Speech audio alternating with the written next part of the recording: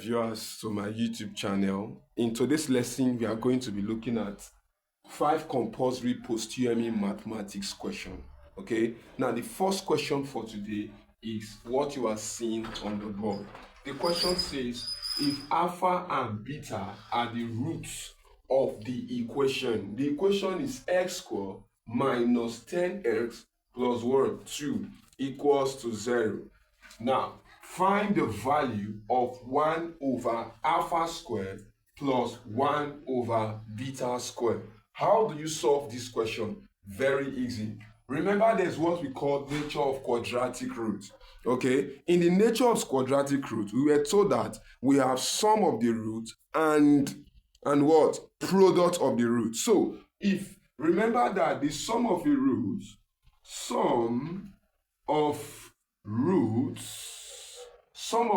remember they said the roots are alpha and what? Beta. So the sum of the roots is referred to alpha plus beta. And alpha plus beta is equals to minus b over a. Okay. Number 2, there's what we call products of the roots.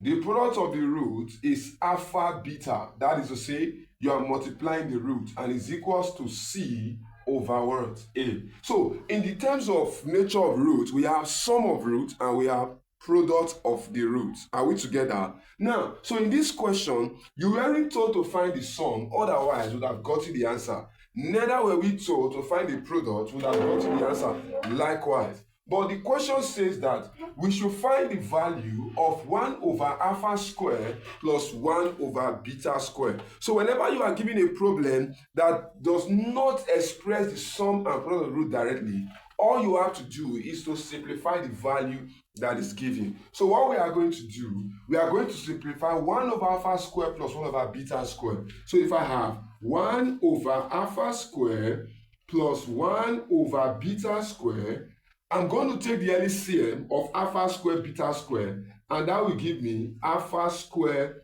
beta squared. And by the time I divide alpha squared beta squared divide alpha squared, I will get beta squared times 1 will give me beta squared plus alpha squared beta squared divided by beta squared will give us what? Alpha squared times 1 will give us alpha squared. So if you watch very well, you see that in this place you have beta squared plus alpha squared, which is called sum of two squares. In mathematics, if you have a square minus b square, it will give you a plus b bracket a minus b.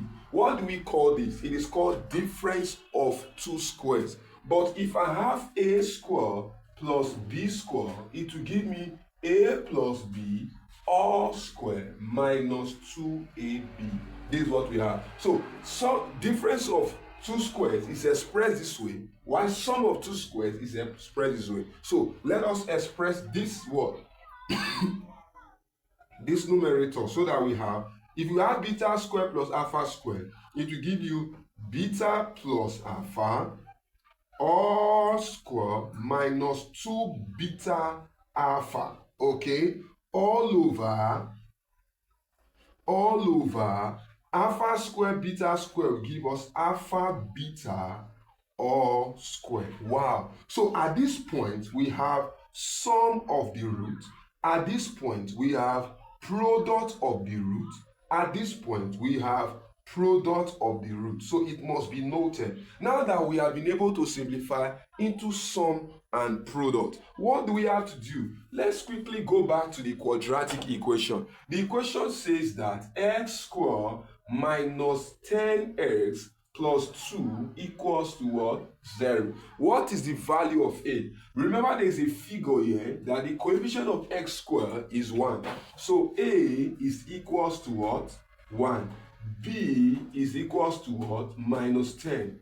And what? C is equals to what? 2. So this is your A, B, and C. Now what will sum of roots give us? Alpha plus beta. Remember I told you the formula is what? Minus B over A. So if I have minus B over A, what do I simply do? It will give me minus open bracket B, which is what? Minus 10 over A, which is 1. So minus minus will give us plus, so that sum of the root is equals to what? 10. Wow. Then what about the product? Alpha beta. Alpha beta is equals to C over A. So it is equals to, what is C? The value of C is what? 2. The value of A is what? 1. So we now have what? 2. Wow, so interesting. Now, according to what we have gotten, we have sum, that's alpha beta all square minus 2 alpha beta all over waiting now alpha beta all square. So what do we do? Very easy. We have gotten the sum. The sum of the root is what? 10. So you have 10 squared minus 2 brackets. Product of the root. What's the product? Same 2. So you have 2 all over. Look at it again. Product. You have 2 all squared. So what will be the square of 10? The square of 10 is what? 100 minus 4 over waiting now 4. That will give us 100 minus 4, 96 over waiting now over 4. So if 2 go into 96, we have 48. 2 go into 4, you have 2. And this divide this, you have 24. So the answer to the question is waiting now 24. So it is not A, it is what? B. It is not C, it is not what? D. 4 more questions for today. Now let's quickly take question number 2.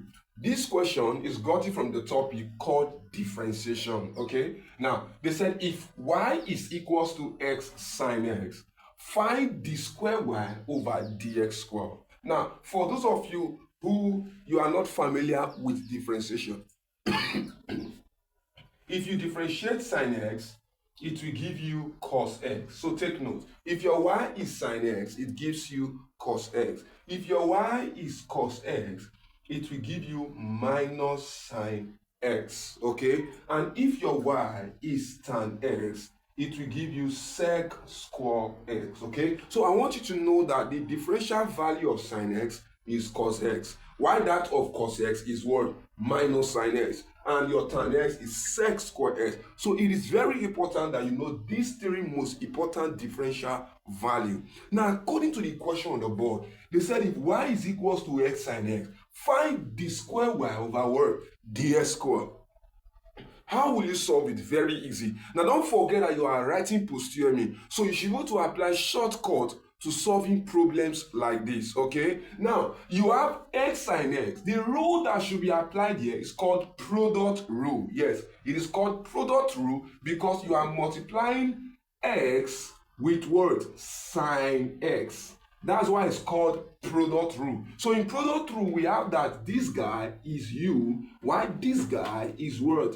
V. Okay? So in product rule, we have that our dy over dx is equals to v times du over dx, okay, plus u times dv over what? Dx. Now, don't allow this formula to confuse you, okay? But this is what you have to do if working with product rule, okay? This is what you have to do. Just listen to me. Listen, whenever you have x sine x, differentiate this guy, it will give you 1. Then multiply with sine x, it will give you bracket sine x. Then you do it again, plus. Since you have differentiated x, now differentiate this guy, it will give you cos x. Then you multiply with this to give you sine x plus x cos x. So it is very, very easy. If I give you 8x squared bracket x cubed plus 1, what do we have to do if we have to apply product rule? This one, if you differentiate, you have 16x. Then you bring this one close to it, x cubed plus 1. Then differentiate this, you have 3x squared. Then you bring this close to, you have 8x squared. So that's how to do it. It is very, very what? Easy. So let's solve the question on the board. According to this question, class, you have that this is your u, this is your v. And you are told to find d square y over dx square. This is known as the second derivative. What do I mean? If you differentiate them before, you will have to differentiate again. That's why you have d square y over dx square. Okay? So let's quickly differentiate this. Remember the shortcut I told you. Differentiate x, you will get 1. Then you times it with sine x. You have dy over dx is equals to sine x. Why? Differentiate x, you get 1, times sine with sine x, you have sine x, plus this time differentiate sine x, you have what? Cos x. Remember I told you that sine x gives us what? Cos x. So you have cos x. If you differentiate this, you multiply by this, so you have x cos x. This is the answer to the first derivative. Now, when they say second derivative, it means you differentiate it 2 times. So let's do the other one. D square y over dx square. Differentiate sine x ordinarily to give you wetin na cos x, plus let's differentiate this class. This will apply what? Product rule. Why are you applying product rule? Because you are multiplying what? X by cos x. So differentiate x, you have what? 1 times sine with cos x, you have cos x. Okay? Differentiate cos x, you have wetin? Minus sine x. Remember I told you that cos x give us minus sine x. So if you have minus sine x times with this x, you have minus x sine wetin na x. Wow. So here becomes cos x plus here is cos x minus x sine x. Can we collect like terms here? Okay, no. But we can add these two together. Okay, if we add these two together, we have 2 cos x minus x sine x. Wow.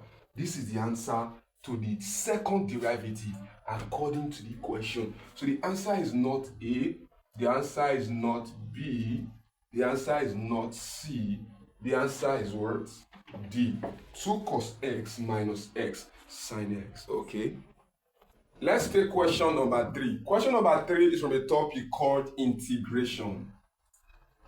Now, you know that in integration, what we do is that we add 1 to the power of the number, then we divide by the total power. What do I mean? Now, if I have to integrate x raised to the power of 3, it will give us x raised to the power of 3 plus 1 over 3 plus 1 plus our constant c, so that we have x raised to the power of 4 over 4 plus c. Wow, this is the answer to the word question. So it is quite very easy to integrate. Okay, in my subsequent video I'm going to be teaching you differentiation and integration, but before then let's solve this question. In integration, we found out that it is the opposite of differentiation. That is to say, if I integrate sine x, it will give me minus cos x. If I integrate cos x, it will give me sine x. And if I integrate sec square x, it will give me what? Tan x. Wow. So, but I usually apply shortcuts to this problem. You don't have to stress yourself. Whatever number that is here, because of time, whatever number that is here, take reciprocal of that number so that it becomes 1 over 3. Then you reverse this. Remember that sine will always give you minus cos. This minus will be taken to the back. Then you repeat cos of what? 3x plus c. That's the answer to the question. So whenever you have problem like this, do not panic. This is the answer. So what is the question? Check the board. We have option what? C. Let's take the next question. Now let us solve this question. When you come across a problem like this or related to this in your exam, how will you solve it? Remember that this topic is under your conjugate solved, okay? So it is interesting for you to know that conjugate solved are usually solved by rationalizing them with the conjugate of the word denominator. So how do we solve it? Very easy. Wow, you have 3 minus 2 root 2 over 3 plus 2 root 2. I have a video of solve where I taught you how to rationalize a conjugate solve. Now this is the numerator, this guy is the denominator. So what do? We simply change the sign that is here. So if it's plus, we change to minus. If it's minus, change to plus. So as for this plus, we turn it to minus and we use it to rationalize. So we are going to say multiply by the conjugate of this, which is 3 minus 2 root 2 over 3 minus 2 root 2. Please, we are not using this. We are using the conjugate of this to do it. So what do? We simply multiply this guy by this guy and do the same here. Then we get our answer. It's quite very cheap. So 3 times 3 will give you 9. 3 times minus 2 root 2 minus 6 root what? 2. Then minus 2 root 2 times 3 minus 6 root 2. Then minus 2 root 2 times minus 2 root 2 Minus minus is plus. 2 is 4. Root 2 is 2. Don't forget, the square root of 2 times the square root of 2 will give you square root of 4, and that will give you 2. The square root of 3, the square root of 3 will give you square root of 9, and that will give you 3. Square root of 4, square root of 4 will give you square root of 16, and that will give you 4. So root 2 is 2. Now, whenever you are solving conjugate sort, when you get to the denominator, use this shortcut. Use the first one to times the first one, you have 9. Use the last one times the last one, and that's all. This times this. First of all, plus minus is minus. 2 will give us 4. Root 2 is also what? 2. Wow. So you have 9 minus 6 root 2 minus 6 root 2 is 12 root 2. Then you have plus weighting now, plus 8 all over 9 minus 4 times 2 is what? 8. So at the numerator, we have 9 plus 8 minus 12 root 2 over 1. 9 plus 8 is 17 minus 12 root 2. Remember that your 1 is insignificant. So the answer to the question is what? B. Please, let's take the last question for today. Let's quickly solve this last question for today, okay? A binary operation is defined on arrow, the set of real numbers by x operated in y equals to the square root of xy. 4 real numbers of xy as elements of arrow.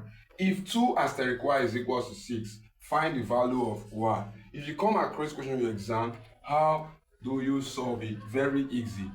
Now, initially, we were told that when x is operated in y, that's x operated in y, it will give us the square root of xy, okay? For those of you who don't know where this question comes out from, it is from binary operation. There's an aspect of algebra called binary operation. Now, please look at this. They said when 2 is operated in y, that the answer will be equal to 6. That we should find the value of y. So how will you solve this question?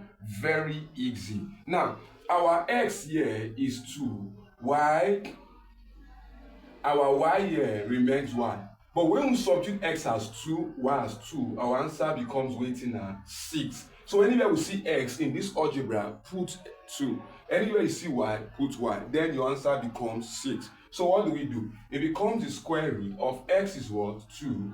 Y is what? Y equals to what? 6. So what do we do now? We square both sides. So when you square both sides, you find out that you have the square root of 2y all squared equals to 6 squared. So this can cancel this so that 2y becomes equal to 36. Then you divide both sides by 2. This cancels this. Y is equals to what? 18. Wow. Thank you very much. We have come to the end of today's video lesson. If today is your first time for coming across my channel and you are yet to subscribe, please subscribe to our YouTube channel so that whenever we come online, you'll get your notification. Thank you very much. I'll see you in my next video.